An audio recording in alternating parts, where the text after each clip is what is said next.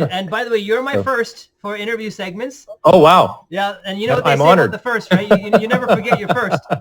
I've been with Seaside Paper now for 9 years. Was hired basically right before the company was looking into going into actually more takeout packaging. They weren't doing anything at the time. They were doing Java jackets. They were doing cake boxes, a ton of industrial products. I came on board at that time to help grow that side of the business. I'll kind of jump into it then as well. But Seaside Paper has been in business since 1978. So it's now just over 40 years, 42 years. We are a paper board converter. So anything made out of paperboard, we buy that board from whatever mills and make product out of it. And it could be industrial product. We do, like if you buy a case of wine, if it's coming from Napa Valley, Northern California, for example, it's a good chance that the dividers in the carton are from us. That's a big part of our business. And then if you get a cup of coffee anywhere in North America or even the world, there's a good chance that it's the sleeve on the cup or the Java jacket is made by us. We have done all sorts of paperboard products for food service, and now my background, let's say, for example, I actually come from the art business. A company locally in Vancouver, we sold reproduction art to stores all across North America. Then I came over to this company. I'm actually using some of my art skills because what we like to focus in on is custom printing for restaurants on their boxes. So I can understand a little bit about that and tell customers how to do that and how easy it is to have some branding. That's awesome. And you don't have to be a national like Tim Hortons or A&W to have your own custom print. We can do it in very low minimums. Even a single restaurant can do it. Speaking of low minimums, I know I was going to ask you this later on, but what would be a low minimum? Let's say, for example, let me just pick a box size, for example. So what I was going to say is, here's your standard, it's called the number one size box, which everybody buys from all sorts of places, right? Yeah. So, yeah, you probably have it there. The minimum is 18 cases, and there is 450 in a case. So let's say 450 times 18 equals 8,100 pieces in order to do a custom print on this. Oh, that's it? That's it? That's it. Now, what are the other companies doing? Now, if it's coming from an import, in many cases, it's 25 to 50,000 pieces they want as a minimum. I'm sure you've heard of that. And same thing with our main competitor in the U.S. is Foldpack, who invented this style box, but their patent expired, so that's why everyone's doing it now. They want 25 to 50,000 pieces as well. Let's say I go to the number 3 size box, which is another standard box in the industry, right? There's only 200 in a case. So 200 times 18 equals 3,600 pieces is all that a customer needs to do a custom print. That is super reasonable. That's it. You can't get better than that. No, you can't. There is no other manufacturer. So that's what we kind of focus on in order to do branding for a single restaurant can easily do that. We can do maximum 2 colors, so we can't do, full photo quality printing, but we can do up to 2 color printing on that box. And there you go. There's an example right there. That's actually a 1 color print. It's a black on white board. So it's a 1 color print. So there's a lot you can do with a 1 color print, right? Yeah, no. Now, and again, to give you another example, here, this looks like a pretty cool wood grain box, right? Yeah. This is a 1 color print on craft. All it takes is to pay a graphic designer, a couple $100 up front to do something really cool. And this is a food truck that goes all over the place. They go to the P&E, they go to the Calgary Stampede, and sell a ton of poutine. But their box is unique. People are walking around at whatever event, and they see this box, and they go, I'm going to head over to Fry Guys, right? Yeah. Versus if anyone's walking around with a plain box, they go, oh, your food smells good, it looks good, where'd you get it, right? I mean, it is harder right now because there's no events going on, but still, if you're doing takeout or if you're doing delivery, how many delivery guys are running around delivering food in unprinted bags and boxes, and the people don't remember where they got the food, right? Exactly. But if they have your custom printed box, and even if they have leftovers and they put it in the fridge, they pull it out, they're like, oh yeah, maybe I should, when I go and skip the dishes next time, I'm going to order from these guys. The food is great. I completely agree. I mean, half the time I always tell people it's that, I can tell you exactly what it's going to cost on your cost per impression to put your logo on here, but I guarantee you, I can never calculate the value if you don't brand it. How many eyes are going to not know where your food is from, and what is the value on that? Yes. Yeah. I want to give you one example. This is actually a new product, fairly new product that we do. It is the Clam to Go Gourmet Burger Box, and it's available in unprinted. However, it is the tallest burger box on the market at 4 inches. Most burger boxes are going to be 3 1/4 to 3.5 inches high. So we developed this custom for a couple of our customers. They can put, all their gourmet toppings in on their burger. However, this one company, Woodshed Burgers, is based in Edmonton. They just opened up their 3rd location. They're doing way better this year during COVID than they ever have in the past. Their custom printing orders actually have almost tripled this year because they're doing so much delivery. And people are seeing this box that actually, it looks pretty cool. Even they printed on the bottom. Oh yeah, something like that. Boulder. And so, you go, and they're really focusing on, because nobody's coming to the restaurant, they're really focusing on Instagram and Facebook. But if you go to their Instagram, they've got artwork on the walls. It all kind of reflects what's on their box. People are loving it. So if you spent a little more time up front to do some graphic design, just like this, or just like what I showed with that, it goes a long ways. The funny thing is, the reason why I actually wanted to connect with Seaside was because, so we've been at the Restaurant Canada show doing our own exhibition for the last 2 years.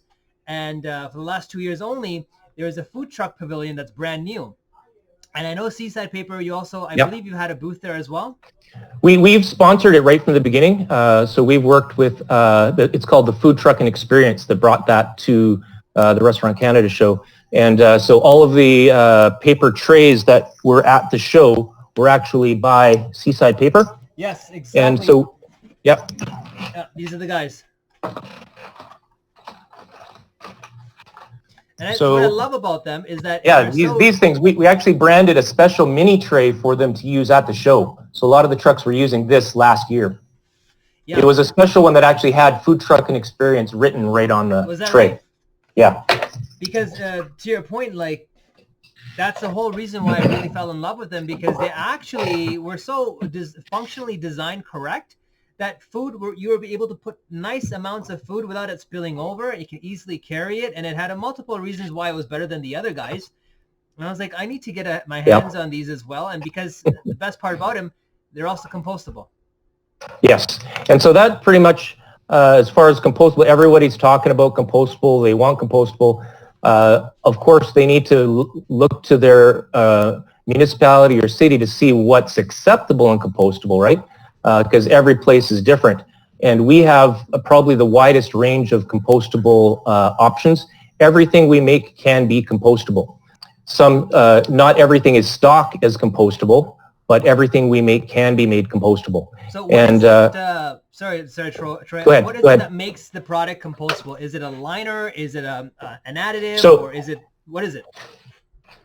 Compostable, like when you say compostable, most people don't realize it needs to be industrially compostable. Correct. So City of Toronto, City of Vancouver, for their pickup, it goes through an actual grinding process, and then it has to get composted. If it is unlined, like I'm just going to show you, a lot of our product is completely unlined. So basically, it's inherently compostable or biodegradable. It's like basically a thick piece of newspaper or a napkin, basically, right? So it is going to not only compost industrially, but it will biodegrade. So that's unlined.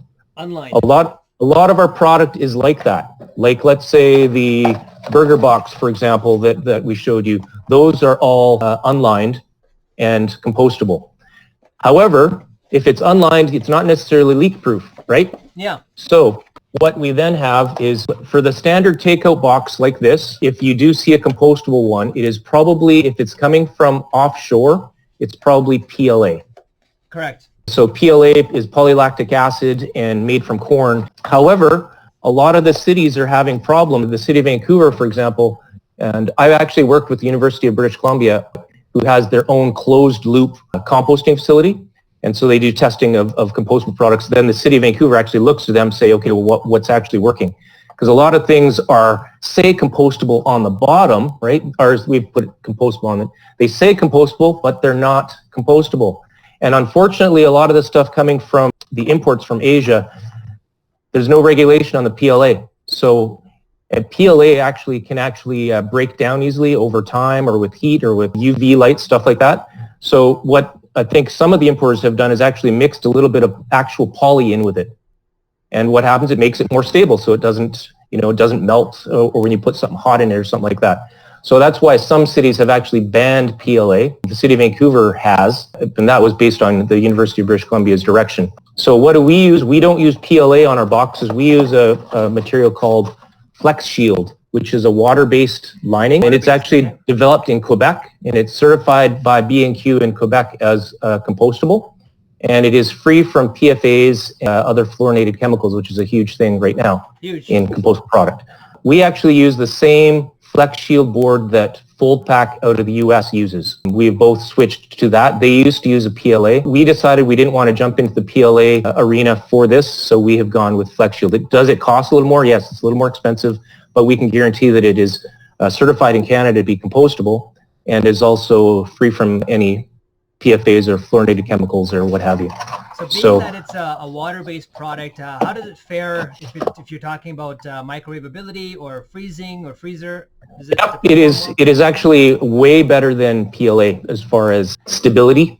You can microwave it, you can freeze it, you can put it under a heat lamp. You can't bake with it or anything like that at high temperatures, but it will withstand the normal heat when you're reheating or keeping something warm or if you're putting, let's say, fried foods into a takeout box, like let's say these guys, when they're putting their poutine and their fries in, fries right out of the fryer, extremely hot, right? Yep. Some PLA product will actually melt and you'll get little holes in the PLA. And then what's happening, that's actually getting on your food as well. Flex Shield will not do that. And it is FDA and CFIA approved as well. That's excellent. So, yeah. Great news and great technology. I'm glad you guys are utilizing that type of board. For a while there, because it is more expensive than poly, we were making it special order so that someone had to order an entire pallet at a time of 18 cases. But now, because the demand has increased so much for compostable products, and we've gotten the price down a little bit, our compostable pack-to-go line, which is the unlined version of this, right? The number 1, the number 3, the number 8 are stock items. So people can order them by the case, or like distributors such as yourself can buy them by the case from us, as long as the minimums are met for, and the minimums from us are actually very low. It's only a pallet, and you can mix the pallet. So let's say if there's 18 cases of take-home containers, you can mix a whole bunch of different things on there, and it's only a pallet minimum. That's brilliant. And I'm sure in Vancouver right now, especially because your laws in Vancouver are far ahead of Ontario with respect to moving towards a zero-waste environment and the green push, you must be seeing a lot more movement in especially your region than you do anywhere else in Canada, I would say.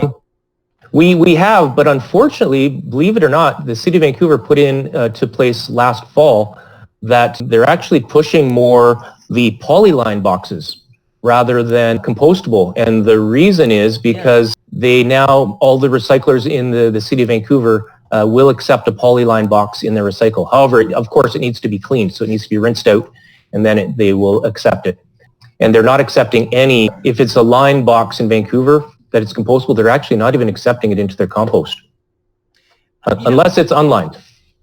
That's very interesting, because I was under the impression that if you were recycling a box that had a liner in it, a poly liner, even like a coffee cup, that it was virtually impossible to separate the two.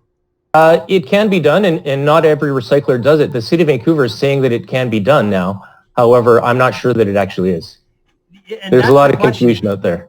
Exactly. Sometimes it's always like, we'll say we're going to do it. Then next thing you see, like point in case, you go to a food court where they have the separation of bins already inside the food court. And when you see the entire garbage truck pull up, it's just one truck. Everything goes in one dumpster and boom. So nobody's really doing anything. I will mention, I actually know someone personally who worked for a large national chain who had separate bins for compost, recycle, etc. He told me, he said, you know what, at the end of the day, we throw it all in the garbage. Look, I'm not surprised, but I will tell you one thing.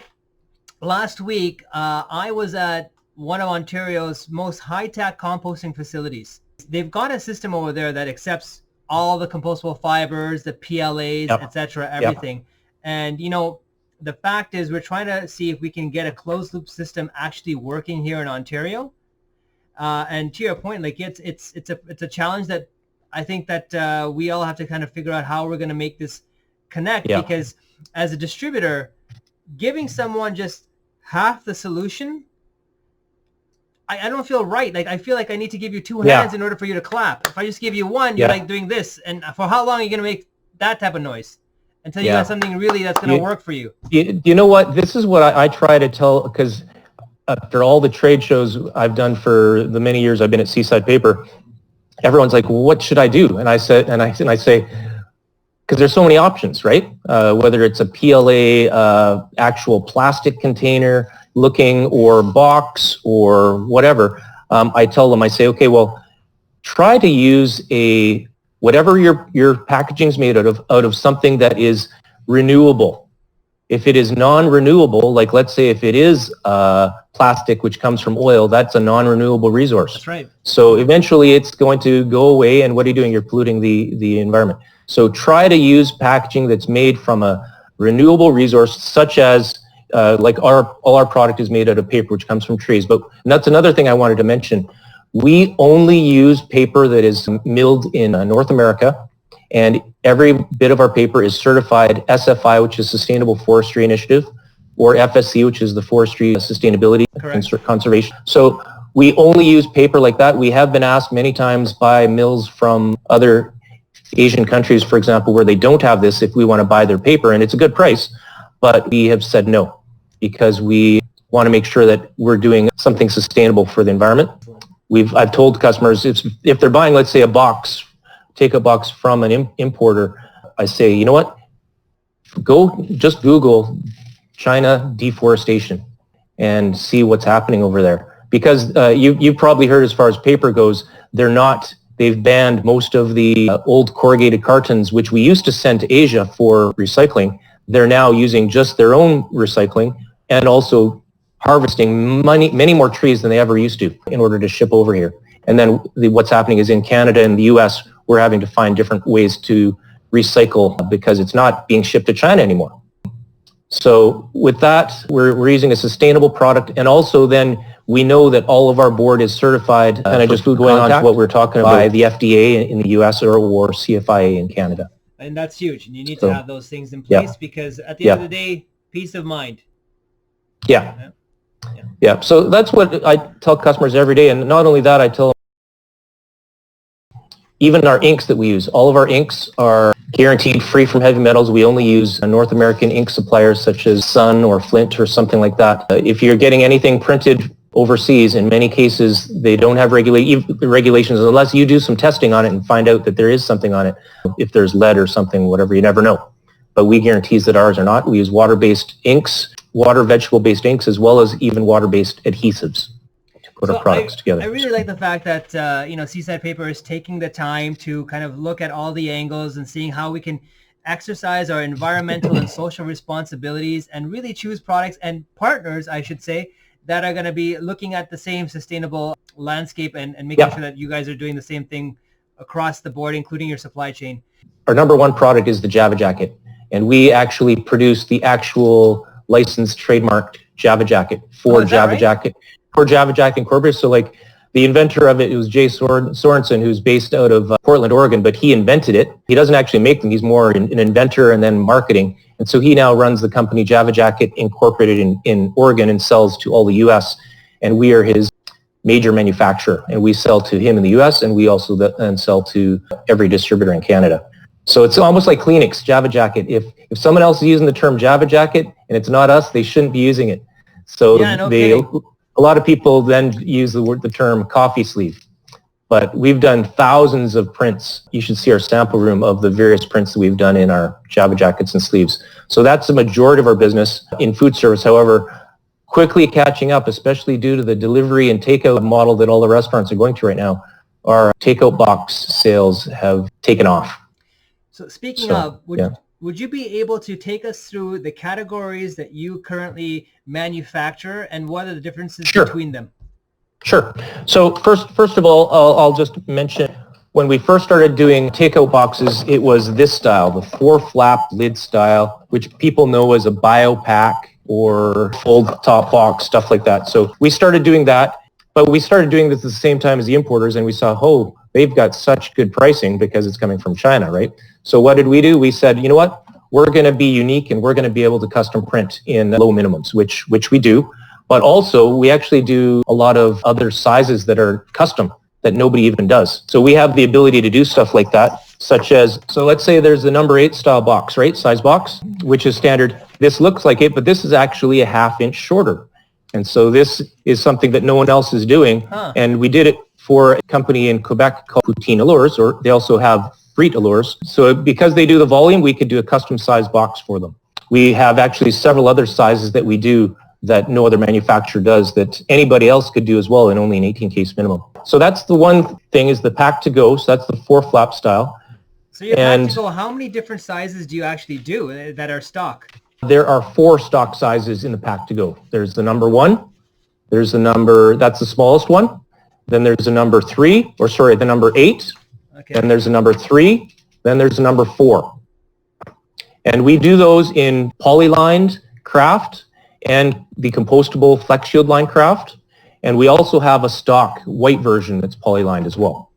Am I seeing here a number 9 and a number 443? Are there shaded so those, special order? So, okay, gotcha. Yeah, so those are available. And like, let's say the number 9 is a special size. That's the number 9 here. Very cool. And so that's just a special size that was custom printed for a customer in Toronto that does kind of a hoagie in there.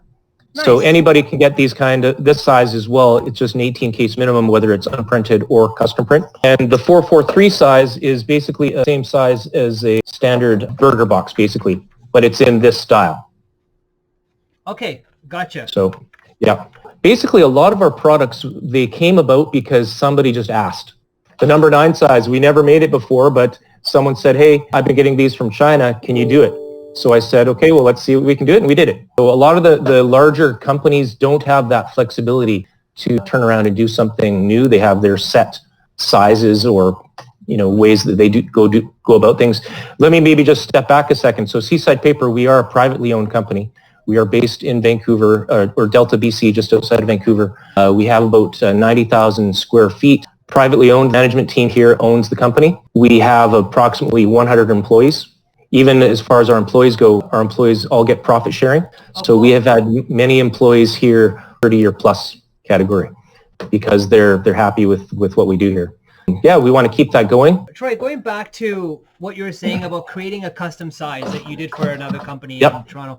If someone wanted to do a custom size, what would be the requirements? Typically, there is tooling involved in order the steel dies to cut it out, and then forming blocks actually run it through the forming machine that folds and glues and puts it together. Right. We typically, we try not to do new sizes because we have so many sizes that might not even be in our list. So I try to find something that works first. But if not, it's approximately a 4 pallet minimum to do a special size.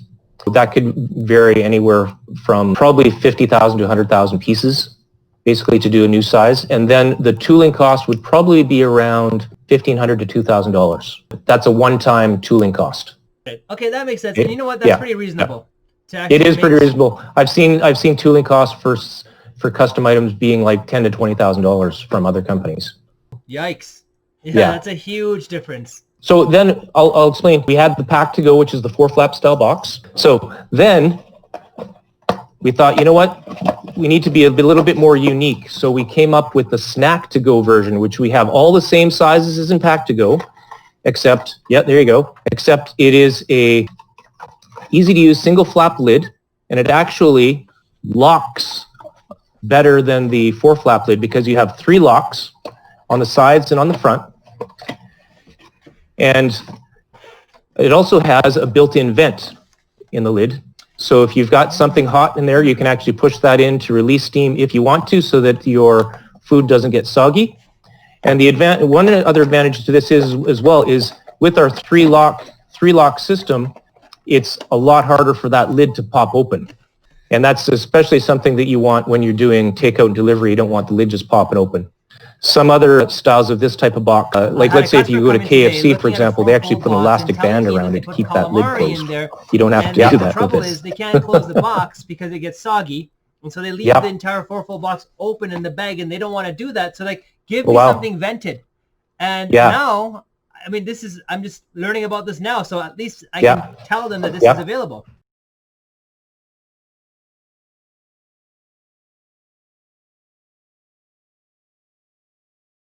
And you look in the snack to go line as well, there's a lot, when you look down the spec sheet there's a lot more different sizes.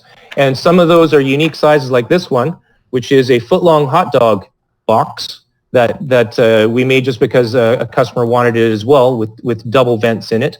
But a lot of customers are using these, and I also do a 7-inch version as well, but are using this for all sorts of things like putting a row of sliders in it, nachos, poutine, whatever, because you can actually easily hold it in one hand. And so we do tray versions of this as well. If you are walking around at a food truck event, if you have the tray version, you can even have a burger and fries in it. You can put a burger on one end, standing up, and then fries on the other, and you easily be walking around carrying it in one hand and eating with the other hand. Funny, I'm looking at this box and I'm thinking about this. I don't know how familiar you are with South Indian dishes.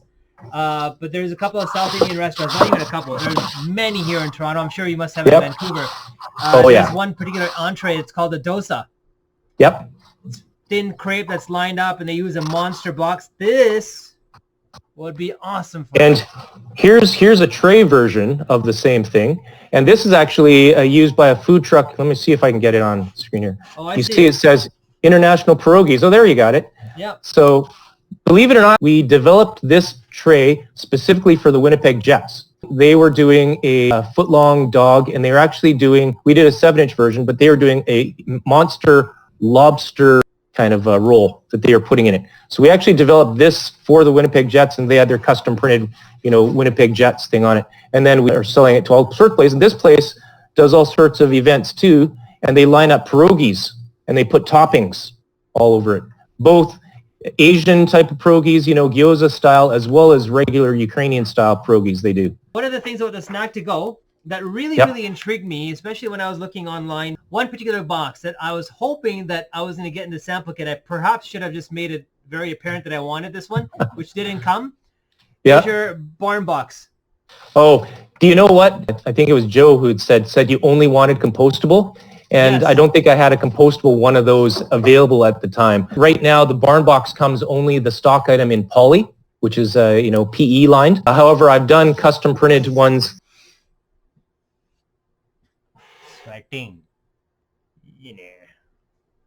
I think I lost you, Tony. There's a compostable version that I did for Cookies by George, which is a chain of cookie places out Western Canada. We did this specifically for them as unlined compostable. Like I said, everything we make can be compostable. Because when I saw that, I thought that, that could eliminate bags right now, especially with people coming for curbside pickup, etc. For sure. Just a one-time go and nicely branded, and it's a nice presentation.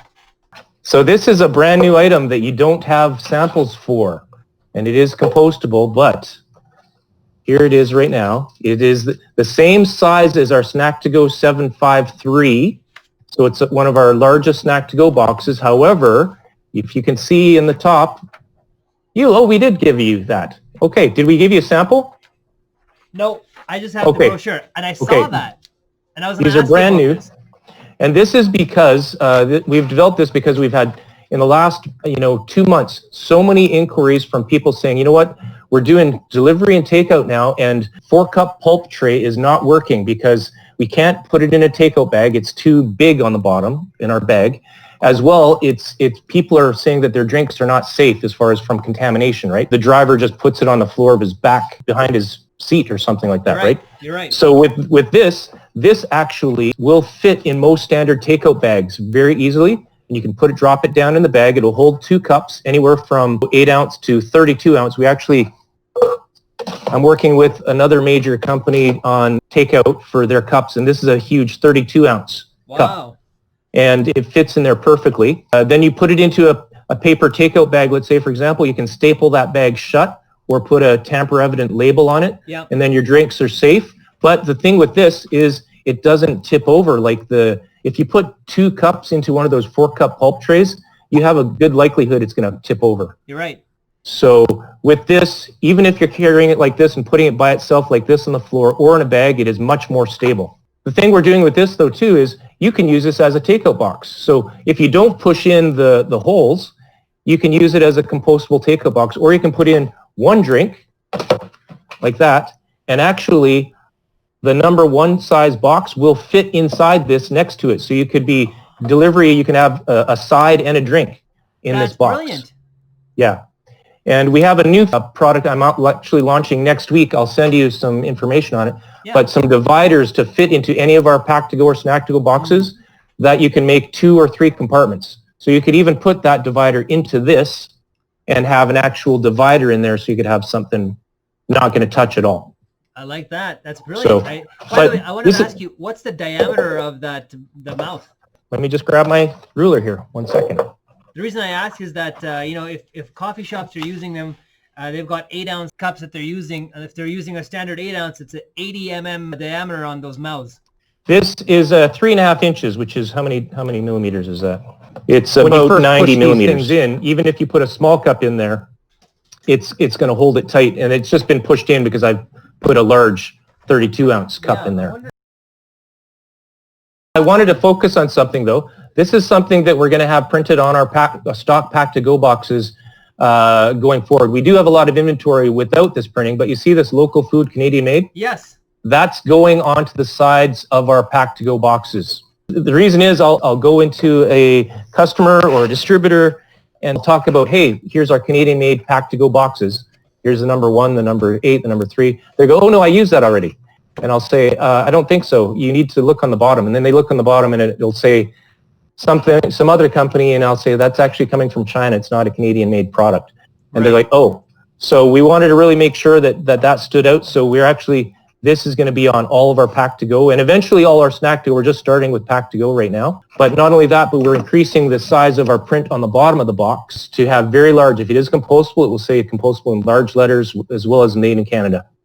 And then, of course, our website and item number so that it can be easily ordered. I must say, this is a very innovative idea, and it's coming at a timely time right now, especially because you're right. A lot of people are complaining about how do we manage drinks. And funny, you brought up the trays right now because Ontario just went into stage 2 not too long ago. So we have a lot of takeout, but no dine-in. But that being said, coffee shops that are open now, they only have takeout. So there's a surge in requirement for tray carriers.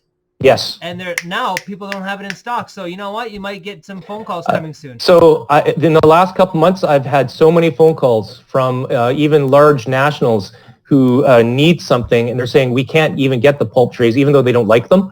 They're saying the one I want's not available. So what do you have? This thing is actually in stock right now. We've got inventory, and if we have large orders, we can, because we're domestic, we have quite a few machines. We can drop it into manufacturing, maybe have it done in under 2 weeks, possibly. So versus anything coming from Asia, you're looking at they say 8 to 10, but usually ends up being 12 to 14 weeks.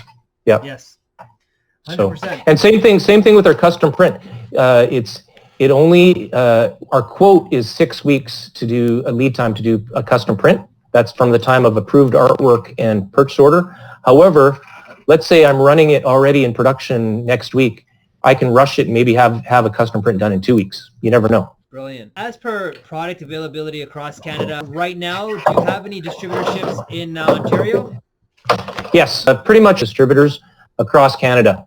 But actually, Eastern Canada, we don't have as much distributors as we would like. We've been mainly focused on Western Canada, but I think there's a lot of opportunity for our customers in Eastern Canada to get to know that we exist and that they can get Canadian-made product from us.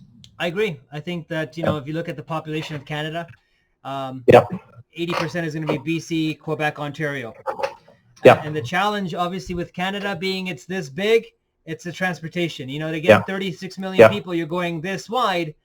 And that's where we're going to see the challenge come into play, I believe anyway, because the shipping costs right now are just also very ridiculous. Yes, yeah. So you know what? I hope that we'll be able to see a lot more of your products, especially in the Ontario region. I would like to get my hands on some of them, to be honest with you.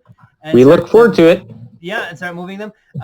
But I still want to go through the rest of your product line because I don't think we're done yet. I know that we have the trays to go through as well. And I want to talk to you about your trays with respect to, let's compare it to Southern Champion trays, for example. Sure. So Southern Champion is another good manufacturer based out of Tennessee. We do a lot of the same types of products as them. When they do their trays, they have some other companies doing is the number, like 1 pound, 2 pound, 3 pound style trays. We don't use those numbers. We basically, all of our trays are the same size as our boxes, just without a lid. So let's say if you have the pack to go number 1, the number 8, the number 3, and the number 4, all those boxes are available in a tray without a lid in our tray to go line.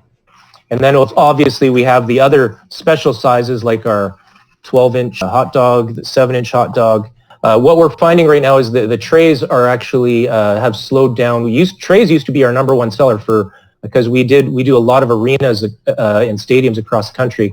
That like if you were to go in there and get a hot dog at the Ottawa Senators or Toronto Blue Jays or anything like that, it's probably going to be in our container. However, right now because of COVID, everyone is saying, hey, can I get a lid? Primarily it's been our snack to go and pack to go right now. But maybe down the road, trays will come back into style. And another thing that has been, people are wanting to have lids and something covered. So aluminum, I don't know if you're seeing, but aluminum containers have seen a spike for meals to go and stuff like that. We don't do aluminum, of course, but we do lids for takeout boxes. Obviously, this is a custom print that was done for a restaurant in the prairies, but this is something where it's really inexpensive. It works out to something like less than a penny a lid in order to be printed versus unprinted. Super reasonable. Yeah, and something we're doing on it though is, sorry, I don't see it right here, but we actually have this is foil, right? Yes. So all the manufacturers have done foil. This is not even recyclable. So it's one of the few products that we have that is not really that earth friendly, right. But we actually have worked with the Canadian manufacturer of PLA to have a heat resistant PLA lining. So we actually can make this in a compostable version with a PLA lining. So you'll basically see craft paper through a clear film of PLA, and it will be heat resistant as well. And so that's not a stock item yet, but it is available as a special order. It's only a 20 case minimum to do a compostable takeout lid. And then you can do a print as well, like there's another print as well. That's a very, very impressive product that if you can make that into a more eco-friendly compostable product, that's huge. And there's no other manufacturer that we know of that is offering that right now. So I'm hoping we can start selling before someone else copies us. Yeah, indeed. Not only that, but we do a lot of pizza products as well. Pretty much our whole pizza products are compostable. This is our pizza liner sheet, which is, there's basically three types of sheets that people are using for pizzas. It's going to be either a wax sheet, which acts just as a barrier. A lot of times doesn't do much as far as absorbing grease and stuff like that. Then there's ours, which is an embossed piece of paperboard. So it gives you the bumps gives you air so that you get airflow, and it also will absorb grease. And then there's also the corrugated style, which you might have seen in the market.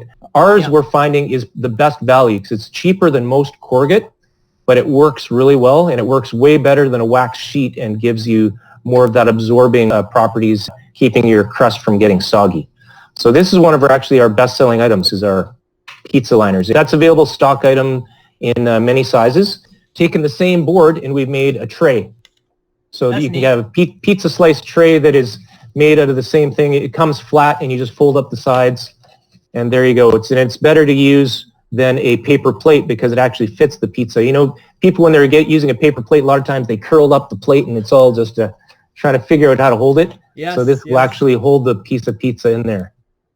Also, we even do a single slice. So if you notice, all of these boxes are made out of paper boards. They're not made out of corrugate or cardboard, right? Like heavy. So we don't do the full pizza boxes, the square pizza boxes, but we'll do specialty boxes like this that we can then custom print. There's even a flatbread pizza box that we make as well. It's a special rectangular box that I might not have sent you a sample of, but that's another good seller of ours. I'm also noticing, we were talking about the carriers before, the cup carriers, that I see that you have a two cup beverage tote.